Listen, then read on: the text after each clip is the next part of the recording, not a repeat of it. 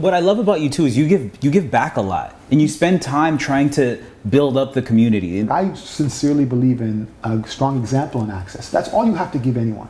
You know what? We can trivialize things and make things complicated, but if I offer someone access and I give them an example, they have a high likelihood of being successful. That's it. You don't even need to train anyone. Just show them who you are and then give them access to stuff you got. Right. And they've got a chance. Just like Steph Curry. He's got a better chance of going in the NBA because his dad was in the NBA, right? He's seen it. He's seen it, right? Seeing is believing. That's what we have to give. That's what we have to give our communities. We have to give them that visual. We have to see that it's tangible. It's real. It's right here. It's right here. You know, the guy's right here. Hey, boys in the borough, boys, always in the motherfucking borough. Know we keep it thorough. See me on the streets, don't be asking for referrals. Hey, there's no running back. We on the road, that's a fact. Came so far, no going back. See me in the club, keep it safe. We got my rest. Sam, thank you for coming to the crib, man. My man, yeah, for sure. It's a pleasure having you here, man. I've been fortunate enough to do some work with you, and I've got to know you over the years. I interviewed you for Complex once, and I interviewed you for Scarborough Made. That's right. So I've got to know a bit of your story, but your story's amazing, man. I want all the viewers, I want people to get to know your story because there's a lot of great nuggets when I hear you speak. But first of all, I want to let you introduce yourself. I know, so you're the CEO of Arrow Group of Companies. Correct. For those who don't know, what is Arrow Group of Companies? Because it started off as one thing and it became this monster. You're right. So the Arrow Group of Companies, you know, it's a collection of 27 companies. So, I mean, I started back in 2007. We started in the staffing, so, you know, temporary labor space. And then from there, we've kind of expanded. We were mostly in professional services. We went to political research, which is American polling, US politics. And then most recently, we've branched off into sports and entertainment. So we own entertainment space, we own banquet space, studio space, professional basketball team, the Scarborough Shooting Stars, which is a partnership with Nico and the OVO guys. The playground, which is the largest collection of private basketball facilities in the world.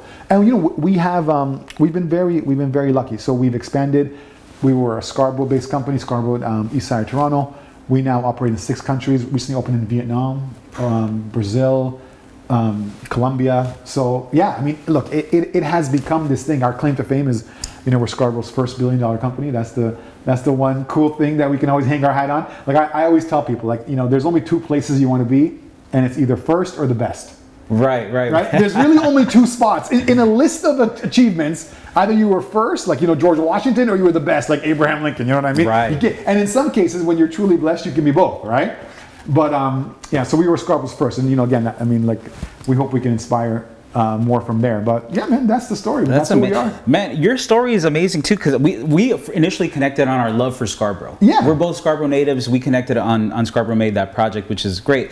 But getting to know you through that project, I realized, you know, some people who make it to a level of success, you know, they come from money or they come from a family who gave them a hand. And your story growing up in like Markham and Lawrence area. That's right. Yeah, I'm very familiar with that hood, right? Greenway, yeah. Right. And you come from humble beginnings. Your story is very like the American dream, the Canadian dream 100%, story. 100%. Tell me when you think about like your early beginnings, your very humble beginnings with your family living in an apartment building.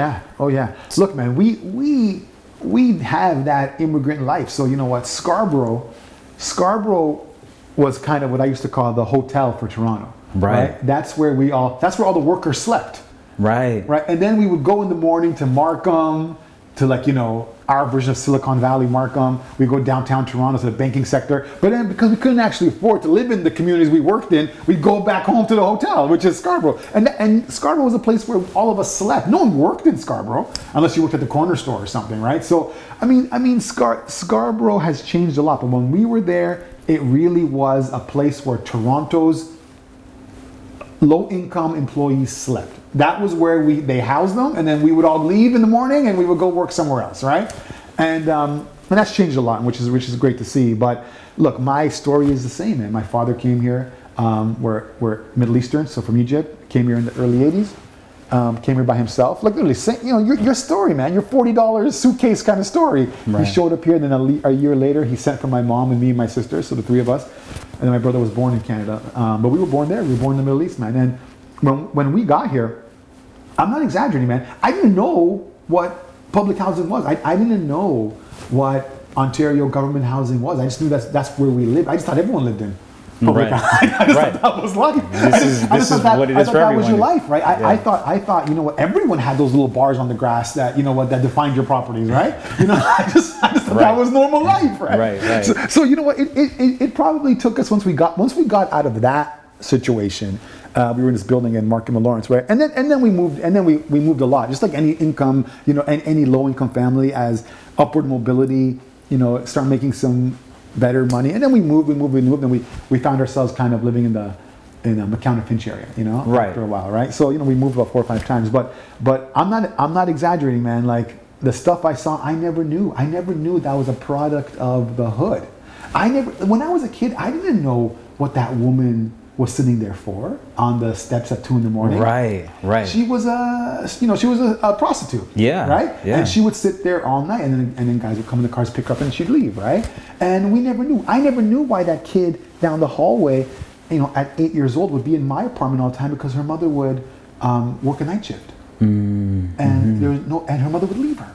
Right. Leave her. Right. And she's like 7, 8 years old. So my mom would take her in, because, like, we were kind of the stable family in the group, right? So you know what? It was all of those experiences kind of defined us, right? Who we are, and you look back and you really see that those experiences actually made us resilient, right? It made us resilient. It made us who we are now, right? And I would never trade it for the world. You know, it is a part of my life. It is a part of my heritage, and it's who I am. It's who I am. And those humble beginnings, to U of T Scarborough, to, you know, building this $1 billion company, it's all a part of the story, man. And it's great. Yeah, it's a beautiful story. What I love about you too is you give back a lot, and you spend time trying to build up the community. And one of the things you shared with me last time we spoke is that you're actually or sometimes you judge at Cedar Brae, right? Yes. For a student competition called DECA, right? Yeah, that's right. And you gave me this quote 2-3 years ago. I want to read this quote to you.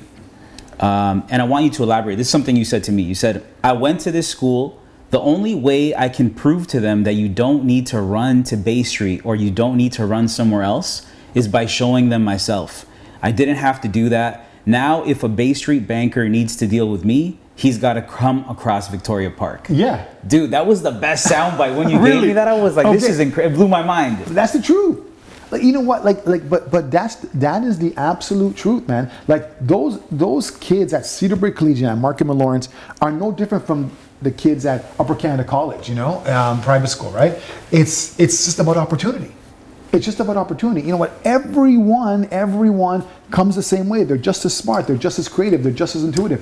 It's just like, who has the opportunity? So if you can prove to them that there are great opportunities here, then it's going to snowball. Like, the reason why I believe that, you know what, you need to build educational institutes in, you know what, lower income neighborhoods, is because those students will most likely practice where they were trained. Right. So if you learn a skill, like to be a doctor, to be a business person, to be an engineer, and you learn it in your own community, there's a high likelihood that you'll establish your practice in that community. Right. And that is how you change a community.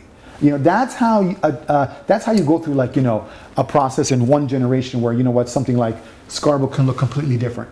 It's through education, right? It's through that ability to promote that this community is a great place to work. It's a great place to operate. Look, we've seen it all the time, that brain drain that leaves Scarborough and it goes to other parts. We've seen it our whole lives, and even we're all victims of it. I mean, we're all guilty of it too sometimes, right? Of course. It's like, hey, you know what, there's probably a better job in LA, there's a better job in downtown, there's a better job in Mississauga. But the only thing I can do, like, I sincerely believe in a strong example and access. That's all you have to give anyone. You know what, we can trivialize things and make things complicated, but if I offer someone access and I give them an example, they have a high likelihood of being successful. That's it. You don't even need to train anyone. Just show them who you are and then give them access to stuff you got. Right. And they've got a chance. I'm sure there's a ton of studies that prove that. I'm sure there's a ton of studies that prove that kids of you know, high net worth individuals have a much higher chance of being high net worth individual. Just like Steph Curry. he's got a better chance of going in the NBA because his dad was in the NBA, right? He's Right. seen it. He's seen it, right? Seeing is believing. That's what we have to give. That's what we have to give our communities. We have to give them that visual. We have to see that it's tangible. It's real. It's right here. It's right here. You know, the guy's right here. You know? That's true. You know what? You mentioned it too. Sometimes, and this is a conversation I have with a lot of artists, especially musicians. An ongoing conversation is always: do you need to leave Toronto? Do you need to leave the city to blow up or to Yes. make it right? And everybody always brings up Drake as an example. Yeah. Drake was, you know, he was very talented, but he actually did leverage. Obviously, going down to the States, Lil Wayne signed him, Of course. and then Yeah, yeah. he blew up. And he was kind of the first one on that level as a Canadian artist to make Really? it that way. So Yeah. he really did showcase that if you're going to follow his blueprint, at least going to the States was the way to go. Now, I love your approach because you're teaching people and putting back, you're kind of creating infrastructure for people to stay. Yes. Do you think that that is like an immediate thing, or is that something we're going to have to work towards keeping talent local, keeping them localized? You know what? That's a great question. And you know, and look, Drake's example is I think it's kind of two-pronged because I mean the Lil Wayne, but he has been great He's been amazing. for the city. You know what? He's Yeah. promoted the city. Because even if you think about other artists that have made it so big, like even Bieber or Celine Dion or, you know, like these Alanis Morissette. But like he has repped this city more than anyone ever, right? Yeah. And he's put us on the map. So, I mean, his situation is a bit unique. But in terms of business, like, you know, I do sincerely believe there's enough for everyone. Like there's enough for everyone, right? As long as everything's fair and equitable, there's enough for everyone. So I think, you know, sometimes, you know what, you plant seeds that you may never see, you know, that tree grow, and some stuff has immediate, like an immediate impact on the community. Like building, like, you know, like, I mean, building schools. Yeah, you know, you have to wait for that graduating class to come through and you know, one day, you know, become members of, you know, productive members of society. But scholarships.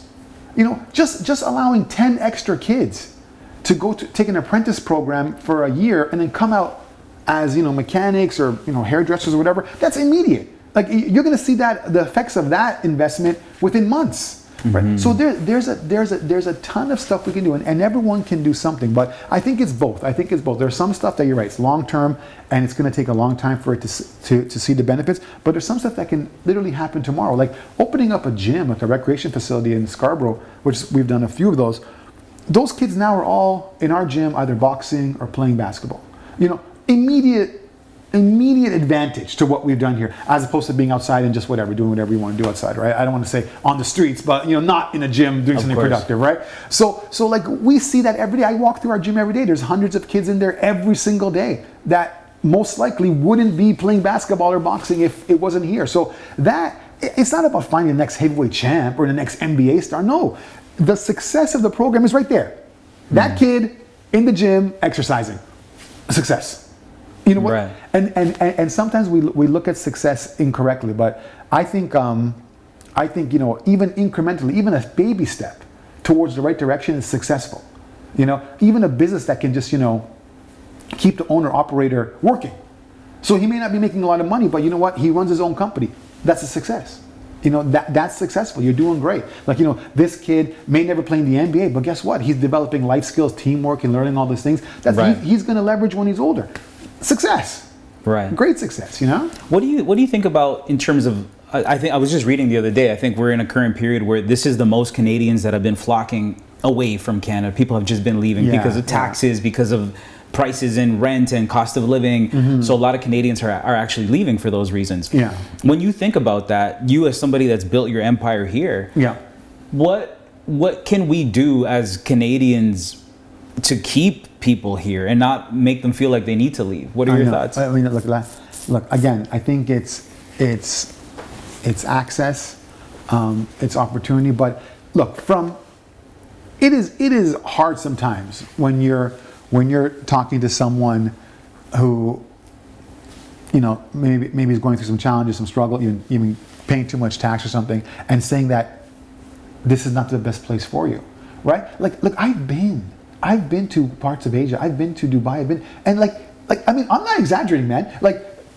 there are people from those countries that will come here and be like, this looks like the third world. Like it does, you know what? And I know there's a massive reverse migration that's happening, right? So, because back in the day, like when I was a kid, like in the 80s, everyone wanted to come to the West, everyone wanted to come to Canada, but now everybody wants to go other places. People want to go to China, people want to go, and I think, look, there has to be something said about that's just kind of a natural life cycle of economies, right? Right.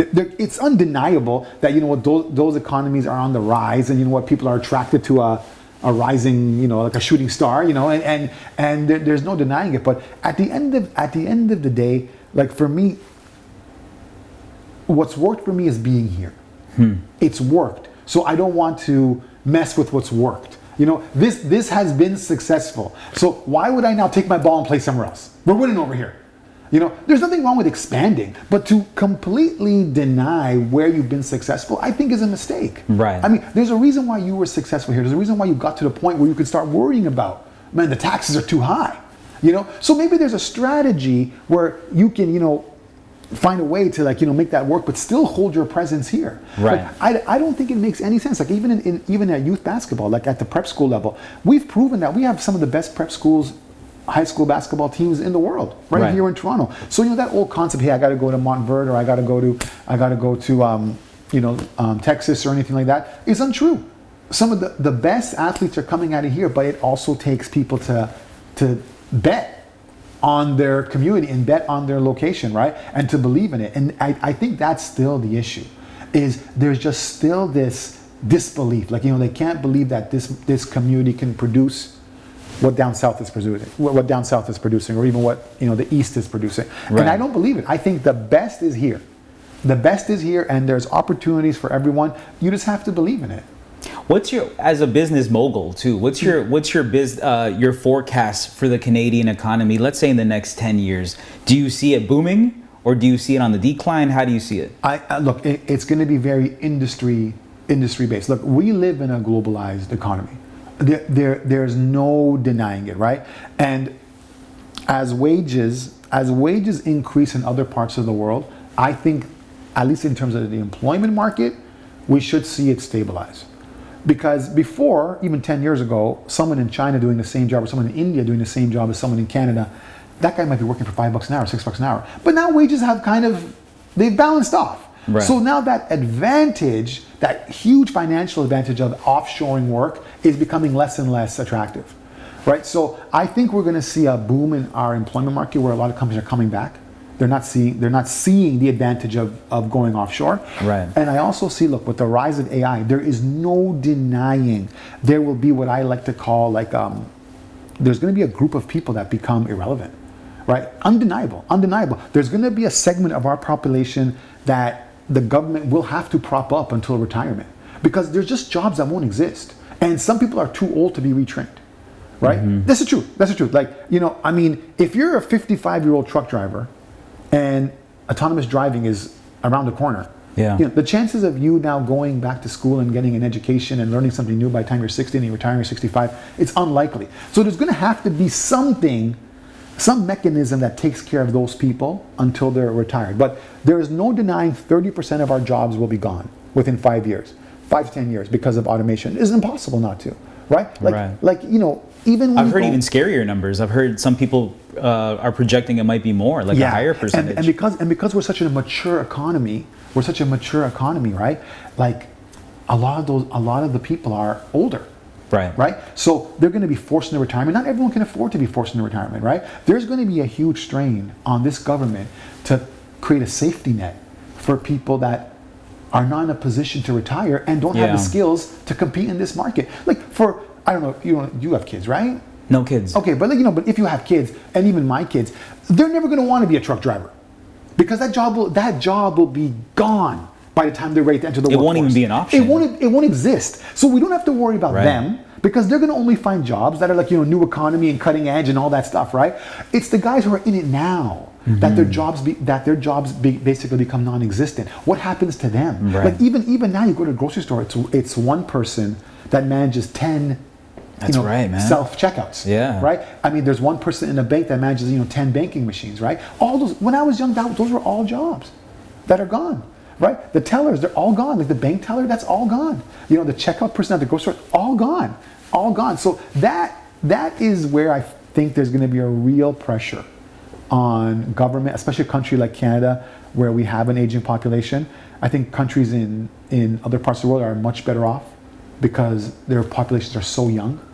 So they're going to be able to move into this new economy kind of seamlessly.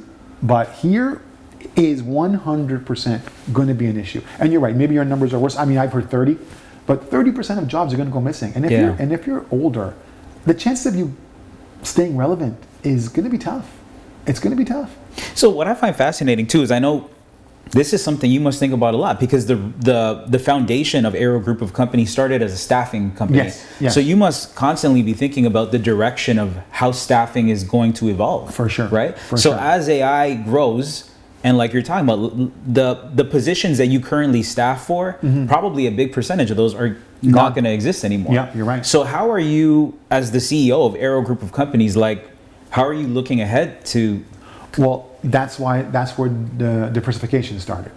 So getting into healthcare, getting into tech, getting into sports. Like if you really think about it, you know, nothing is ever going to replace sports and entertainment. Right. Nothing. We will always, humans, I mean, at least I think, humans will always want to be entertained by other humans. Do you? Because I know. So something you didn't even mention, or maybe you did. Red Owl Boxing is one of the companies that's under Aero Group of Companies. But let's say, for instance, in a decade, in 20 years, do you not see two robots going at it and people betting or... No way! You don't think so? Do you? I don't know. Dude, people are like marrying robots and like marrying bridges and weird AI stuff. So I can foresee, not that I would want it to happen, but I can foresee humans wanting to get entertained by robots. Look, man, honestly, like the only thing I think the robots are going to outdo us in everything. Yeah. Okay, they're going to be better at us, they're going to be smarter than us, but they won't be able to elicit human emotion. It's impossible. No. Like, I'm not going to love the robot the way I love Michael Jordan. No. You know, well, maybe. Really? You know, okay. Maybe, I thought of a great example. Yeah. Do you remember there was a kids show where people would engineer their own little robots and then they would remote control them and they would fight in a cage? Like BattleBots or something. Yeah. But that was like, dude, that was like a decade ago, I if know, not more. I Now know. imagine moving forward when there's For sure. robots that can do crazier things. But like, you know what? But it's still about the kid. It's still about the engineer who built the robot, and he's controlling it. Correct. Because it's even looking at Mario Andretti. It's about the car. You know, those engineers build that incredible vehicle, right? And everyone's so excited about the vehicle, but still the guy drives it, right? I mean, look, I think human emotion will be the only thing that keeps us human.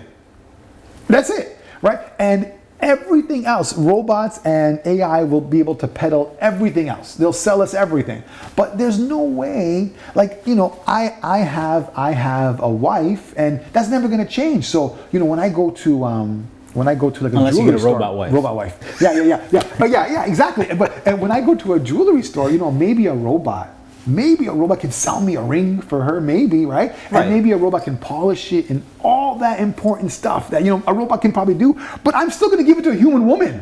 Like, that's never going to change because, I don't know, I mean, maybe I'm old-fashioned. Like, I can't imagine me wanting to give that ring to a robotic woman.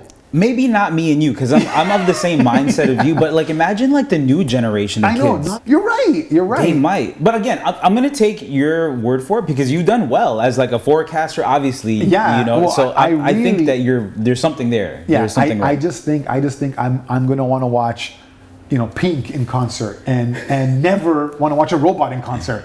Right. I just think that. Like, I can't imagine me paying to go to the Rogers Center to watch a robot sing and dance. Mm-hmm. You're right. There's something about the human connection. Yeah. There was even the time where, I don't know if you caught this a few years back, there was a Tupac hologram that performed. Yes. And I thought that was going to be the biggest trend, and I haven't really seen it. No, man. Because I think there's that human connection missing. So I think you're right there. Yeah. I even saw a Michael Jackson hologram. I thought that was super cool. It looked just like him, but, you know, it's still a hologram. Even Al Gore at like a Live 8 concert. Right. He was beamed to every location. And he gave a speech, right? It's still a hologram of Al Gore. It's not Al Gore, right? Like, I mean, There's I don't a connection missing. Yeah, for sure. But who are we to say, right? But I mean, this will happen in our lifetime. You know, I mean, hopefully, knock on wood, we live, you know, for the next 20 years. But it's on pace to happen in the next 10 years, 20 years. Right. Like, there probably, I mean, even though it was science fiction, but there's probably some validity to that movie, I, Robot. There's probably some truth to it, Like, that we'll just have robots, we'll coexist with them. Yeah. I think so, dude. Yeah. Like, I was at this, Go Place up in Markham. It's like a spa, right? Mm-hmm. But everything is automated. You order something on a tablet, the food comes out on this little trolley. It stops in front of you. Then when you're done, you just call it. The trolley goes back. Like, the whole thing is like, all automation, all AI, and the thing is accurate. Yeah. Accurate. Like, you know what? And it's only getting better. It's only getting better, man. Look at. We've only started to understand the concept of quantum mechanics, right? And that's what a lot of this stuff is powered on, right? Which is like, it's basically calculating a probability wave, right? And everything is based on quantum mechanics. We just don't know it, but it is, right? All this stuff that the fact that Uber can come to our door within 30 seconds of the time we expect to come through, that's all magic happening in the sky, which is quantum physics and quantum mechanics, right? We're only just understanding that. Once we crack that, who knows what life will be like? No one has any idea what life will be like. Right. And it's going to happen, and it's going to happen soon. Like, this is not some pie in the sky, multiple generations, multiple lifetimes away. Like, it's coming down the pipeline. I can't imagine. The only thing that I can say, and I mean, I'm not in any position to warn anyone, but the only warning I can say is we have to be careful of societies being left behind. Yeah. Right? Because you know what, you might deal with an advanced region like Beijing, but you know what, there might be countrysides in China where they're still riding donkeys. Right. Imagine, like, literally, people are living in two different times. Of course. In the same country. It's not even like it's Africa and then, you say, oh, well, North America, Africa. No, it's within China itself. There's people riding a donkey, and there's people that, could be connecting all their business through AI and robots in the same country, right? And those people, you have to wonder what life would be like with the world basically passing you by, Like, I think of that as well, but I guess, that's something for someone with a higher pay grade to deal with, right? Yeah.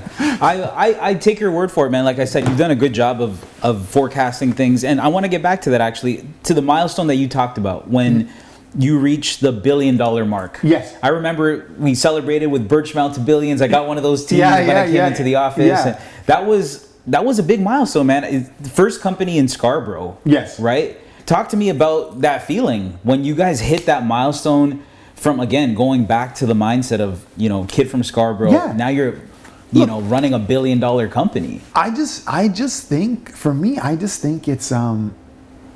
it's progress. Like, it's progress. Like, even though, yeah, it's our company, but it's progress for all of us, right? It's progress. But did you look at it like, of course this happened, or did you look at it like, what was your thought process when you got that news? So you know what, like, we were able to march that year, knowing that we had a chance, right? So it was like, it was 2021.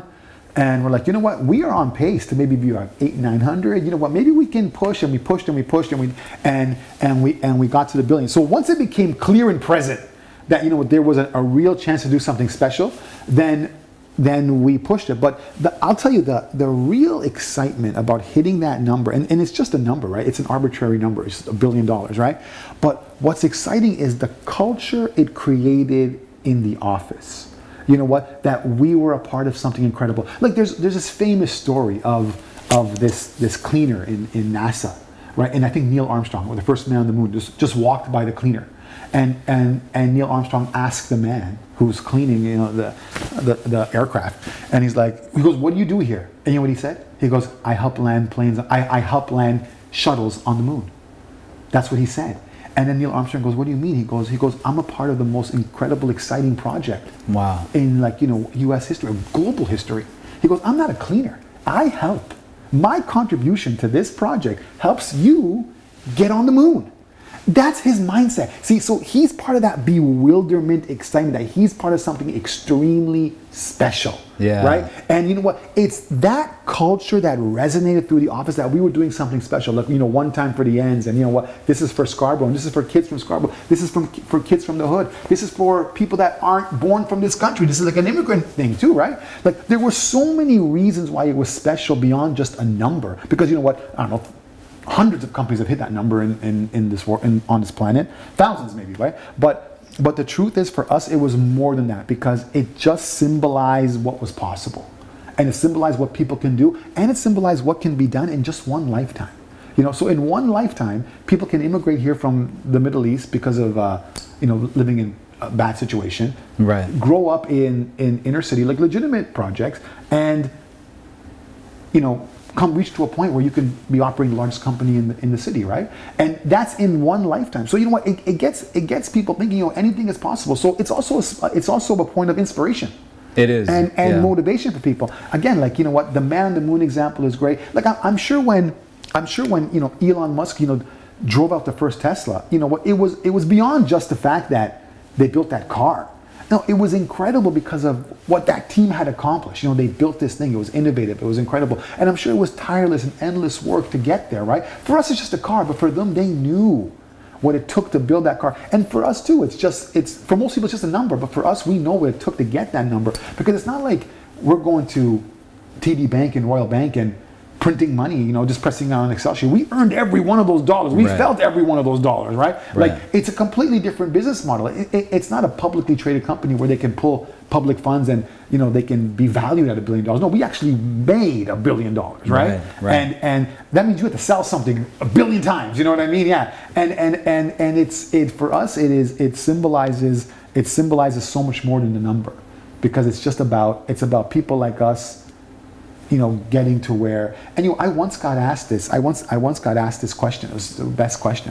And this lady, she tells me, she's like, is that one of these events, like, kind of like a fancy philanthropic event, and she said, she's like, how did you get here? That's what she said. She goes, how did you get here? Right. So then, of course, I made the joke. I took the DVP, right? But and then she goes, no, tell me, how did you get here, right? And it's like a famous story. But I go, the same way your father got here.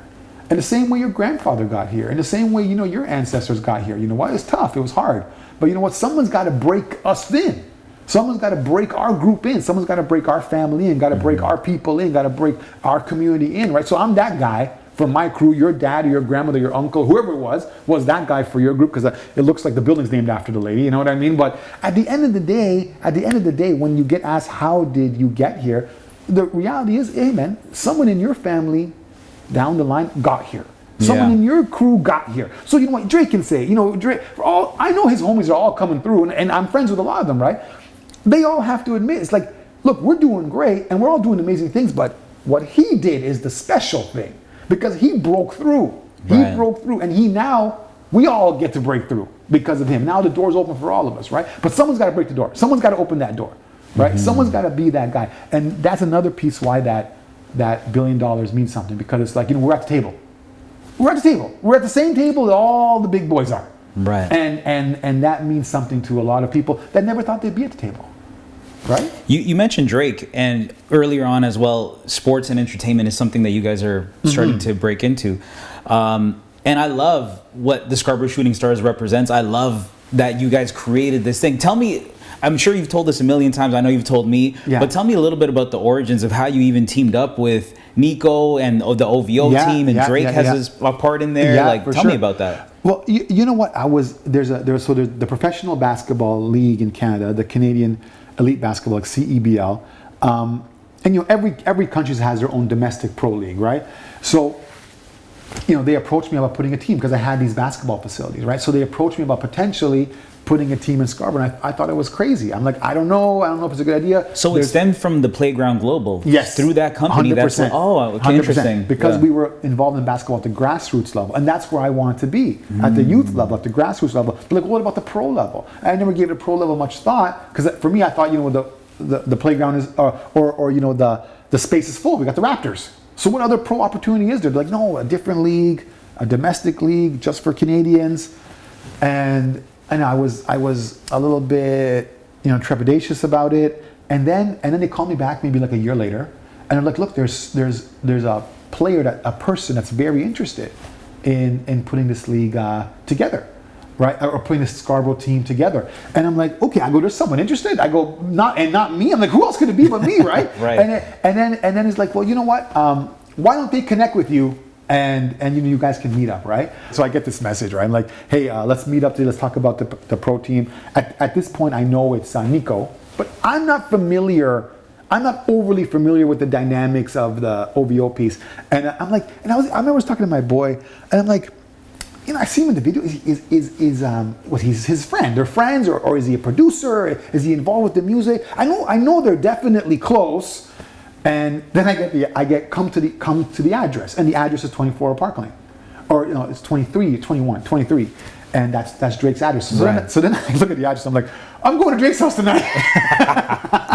and just so happens to be going to Drake's house. Yeah. And you pull up, and security's there, and the boy is there, and everything, right? And we talk about this team. We talk about building this team, and dealing with them and dealing on their side, because I'm an operator and I'm a salesman, but they're marketers. Mm-hmm. And they're marketing brilliance. So when they talk about branding, they talk about marketing, they talk about, subtly kind of engaging with the community, I'm like, this is stuff I gotta learn. So for me, it was also like, I wanna learn from these guys. Right. Because there's something that they do that I have no idea how they do. And that marketing and branding was so interesting to me. So half of the reason to make the team was because, to give back to Scarborough, my love for basketball, I thought it was a great opportunity. But the other half was to be partners with these guys.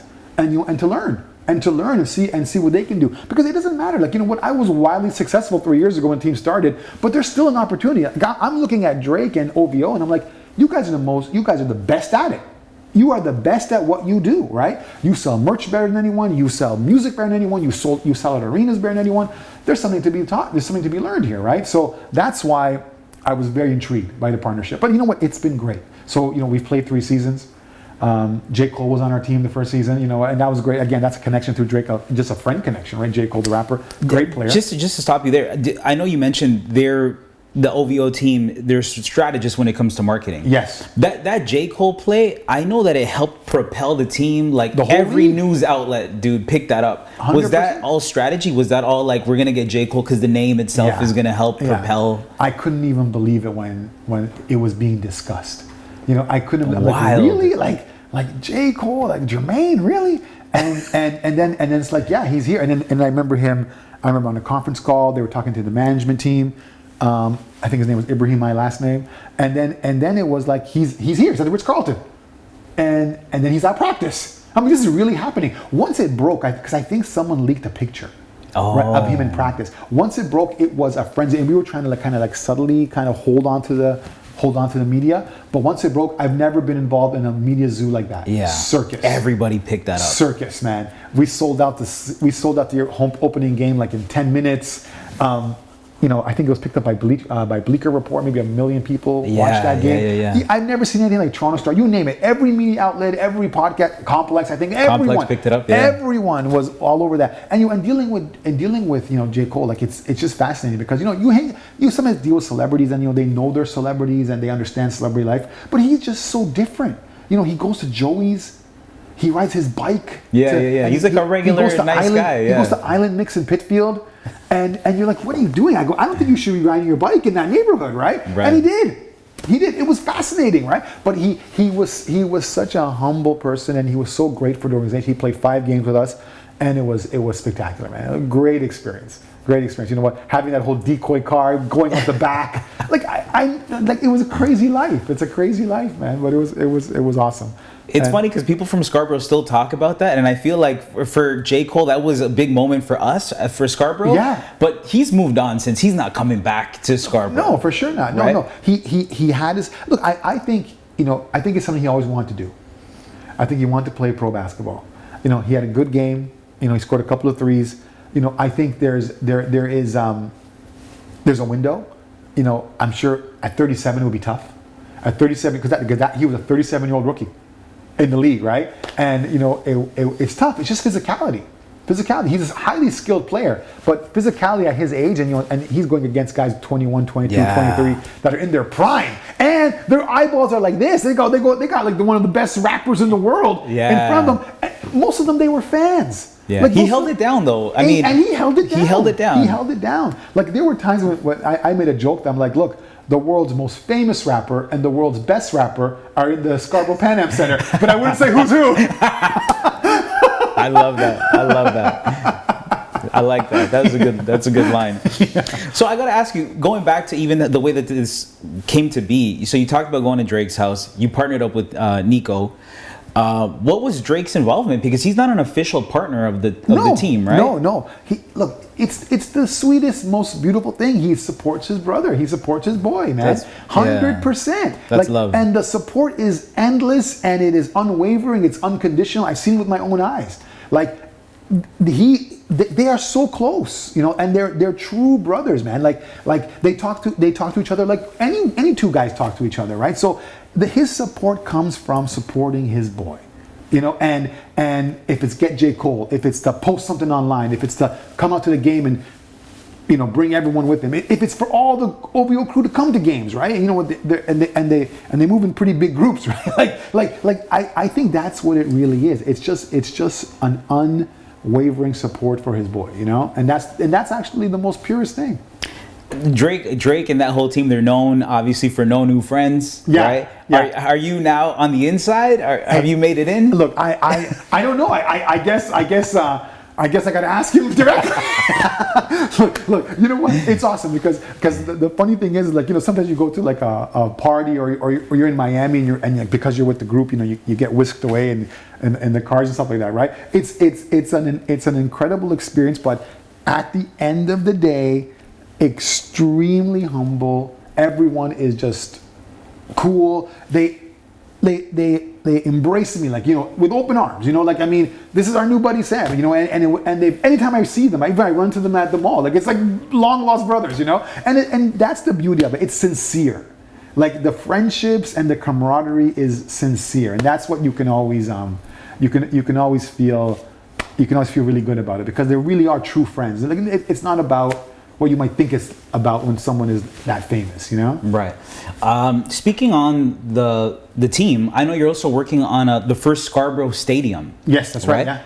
That, I know there's been some changes in plans. Where are you with that right now? Okay, so it is Scarborough Town Center, 350 Corporate Drive, and we're there. Look, we're breaking ground. We expect to be done in the end of 26. Wow, so soon, man. That's pretty soon. 2 years, 2.5 years. Yeah. Will that be in time for the World Cup? No. The World Cup. I think the World Cup is summer of 26, right? Yeah, but you know what? It's like it's going to be an entertainment hub in the city. Like, there's plans. Like, if you look at the master plans of the region, there's hotels going there. There's more condos going there. There's going to be some restaurants. Hopefully, there's even some other entertainment venues there. But it's going to be a great place to be in the city. And what's the seating capacity for this? 5,400. So about the size of Paramount. Yeah. Paramount and Saga. And this is going to be the home for the Scarborough Shooting Stars. Yes, it'll be the home for the Scarborough Shooting Stars. We're going to do concerts there. We're going to do, comedians. It's going to be an entertainment venue, right? It's going to be exactly what Paramount has, exactly what AC or Scotiabank Arena is, just on a smaller scale. And I got to witness this with my own eyes earlier this year, but you got inducted into the Scarborough Walk of Fame. Yes. That was a big moment, man. Yeah, it was awesome, man. I also know for a fact, because I've been and I've seen other Scarborough Walk of Fame events, and that was the most packed I've ever seen a Scarborough Walk of Fame event. Dude, I feel like the whole city came out for that. Yeah, man, isn't it great? That was incredible, dude. It's great, man. But again, that's all about preserving, right? Preserving our culture, preserving our heritage, right? We have a distinct culture. Whether we know it or not, Scarborough is a little different. Of course, yeah. Scarborough's got even what we eat, the way we act, the way we talk, our experiences, right? And this is how you do it, man. Honoring people from the community, having these ceremonies, celebrating our differences. You know what? It's a beautiful thing. Like, I honestly, when I didn't think much of it initially, but then when I learned about it, understood it, I'm like, this is a really awesome initiative, and I would love to be part of it. So, and again, it's all like community voting. So that's one thing that's cool too. It's not like you can buy your way in or something. The community just votes. So you know what? Everyone just votes, and then they got a selection committee, and you get selected. But when you're there and you with your other your co entrants, you really realize it's a very special thing, and I think it's important for the city. And sometimes when I walk by, I'm still in town, so I walk by and I'm like, oh yeah. And then I take a picture with it and stuff. It's super cool, man. Like that's there. Hopefully that'll be there forever, Yeah, it's honestly, it's well deserved though, man. Like all the stuff you're doing in the community and Arrow's doing is great, which leads me to also your school at UTSC. Yes. Dude, yes. that is incredible. I also got to see that earlier this year. Oh, awesome. I was there for, the grand announcement. I got to see you speak. Yeah.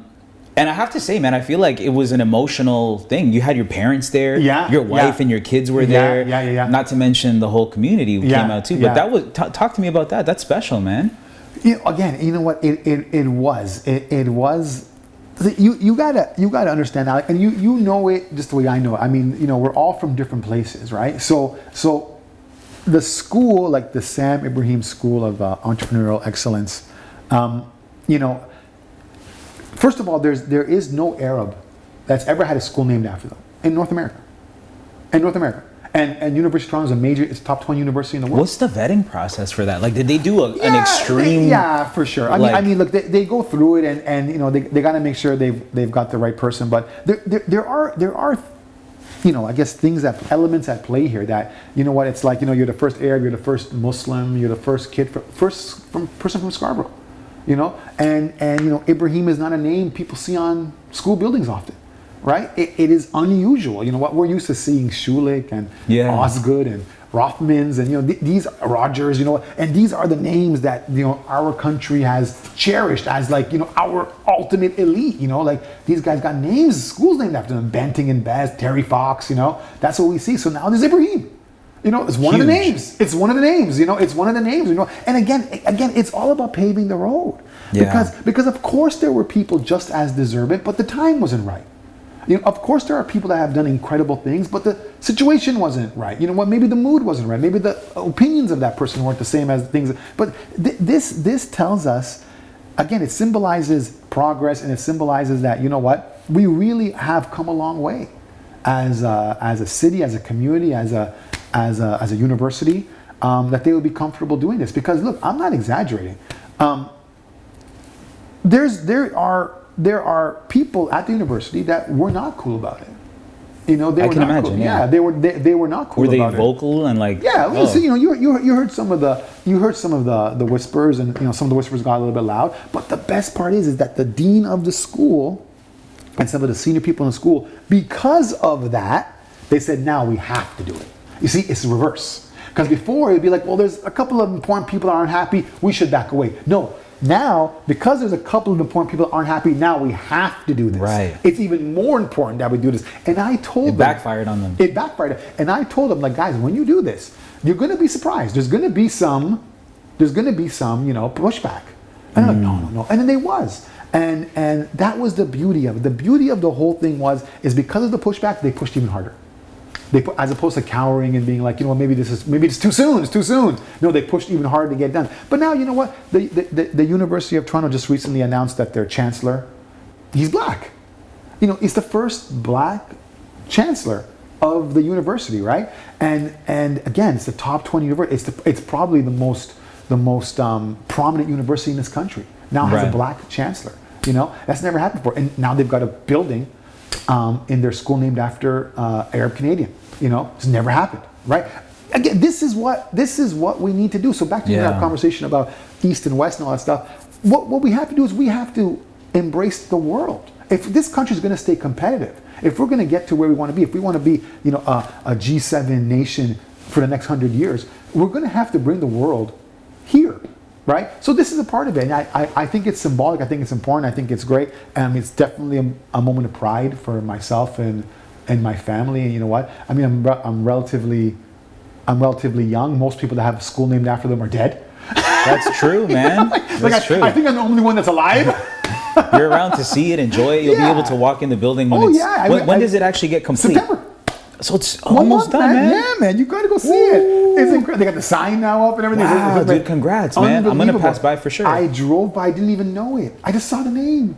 Like, you turned around. Dude, that must be mind-blowing though, to like see your last name, and like you said, knowing that you have a last name that's very different than any other building has around it. That's man. Yeah. So me and my wife, we were driving, and she goes, hey, I isn't that your name? And I'm like, what? And she turns around like, I That's can't amazing. believe it. Yeah, man, it was awesome. It was awesome. It was awesome. So that came with a $25 million Yeah. investment from Yeah, you. yeah. And I feel like around this time is when you started to kind of make your way into the public eye. We had covered you on Complex. Yes. I feel fortunate enough to be one of the first guys to Yes. kind of start to like publicly discuss you in Scarborough Made and stuff. So, but like, I feel like a lot of people who might not know you or were not familiar with you all of a sudden are like, who's this guy that put Yeah. in 25 million bucks? Yeah. Did you all of a sudden, because that was the first time publicly, I think, on that scale where there was a dollar amount associated to you. True. Do you feel like people, all of a sudden, people were like knocking on your door and being Yeah. like, hey man, like, so can I pitch you an idea? Yeah. Or like, can I borrow Yeah. some money? Like, Look, man. I'm gonna tell you the biggest joke. Okay. Yeah. Like. We'll use, I don't know, we'll use anyone. Well, Justin Bieber as an example, right? Yeah. Justin Bieber gets stopped by people and they take a picture, yeah, right? yeah. It's like Justin, and then he might have to take 1 second, take a picture and leave, right? But in my situation, it's so funny because people want to talk and deep discussions, and sometimes you're not in the capacity. You're literally at a restaurant. Oh, right. Yeah, and then so you someone- have strangers that want to come up and like have, all the time, and it's so funny. what's the most common discussion people want to have? Like business? Always. Shit, that's crazy. Always.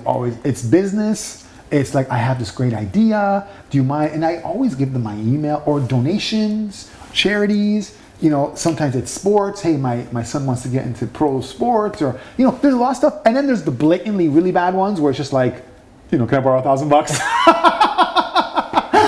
That's what, do you get those? All the time. And they call the office. They go, I just got evicted from my house. Can you pay my rent? Oh, that's interesting. Yeah. But you know, but I don't think I have the mechanisms built in to not deal with it, because I'm still kind of just like learning how to live in this world. So Yeah. I deal with it firsthand a lot. You do. You know what You know? I love about you, but I'm sure it will change and it has to change. But you have an open door policy. Even Yeah. times where I've come to see you, I'm like, yo, Sam, what's up? I walk in, you're very accessible. I know. And that's good for, I guess, your community, for your staff members and stuff. But for strangers, It's tough. you might want to close the door. Yeah. No. Like it is tough, because you know, sometimes I'll be just, you know, I'll be at the shops at Don Mills or something, right? And then I'll be walking to Joy and I hear Sam. And I know what it's gonna be. I know. And I just slowly turn around and say, hey man, I saw you on here or something. You know what? I just have this great idea. It's cat food. And I'm like, and I just give them the email. I'm like, send it to me. And the worst part is that there's just enough good ones that you should still probably hear everyone out. Interesting. But you got to have some system in place that you can't vet everyone, right? Because you know what, there are enough good ones that you're like, well, good thing I listened to that, you know? Yeah. But right. yeah, like, look, man, it's a new world. You know, I'm trying to charter this kind of world. But you know what? I always tell people, like, I mean, look, for 20 years I kept my head down. I started this company back when I was like, you know, 20. I was probably like 25 or something, right? For the first 20 years, when we started this company, like my head was down, right? You know, like I kept my head down, right? I started this company it was in my mid 20s, and then head down, worked hard, you know, put in the work, made a lot of effort, gave it a lot of effort, and then after 20 years, I looked up and I realized everyone was looking back, and then it's like, you got to now get used to this space now where everyone's looking at you. And you know, it's a different world. It's a different world, because before you basically, you know, when your head's down, you move in silence. Right. And there is a lot of there's a lot of pleasure in that world. You know, because you know, you're doing what you love, and you're not always having to answer. You're not always having to answer to everyone, right? But you know, you get into a space where now, you know what, you're interacting with the community, interacting with the world. Since you've had a bit of both, do you, now that you've been in the silence with the head down, people don't really know you, and now that you're more in the public eye, Yes. do you look back and you're like, I kind of liked more when people didn't recognize me? You know what? To be really honest, it's just everything comes with a price. You know, everything comes with a price. You know what? There are times being a figure that's recognizable is extremely helpful. You know, of course, whether it's for business, whether it's for, you know, even for going to the bank, whatever it is, right? Even getting a table at a restaurant. You know what? There are real advantages, right? And then there are times when, you know, being unrecognizable and unknown are super high advantage as well. You know, it just you have to accept, you know, that things are going to change and it's going to be good and bad. But this is where your life is now. You know, Jay-Z said, he goes, I didn't come all this way to stay the same.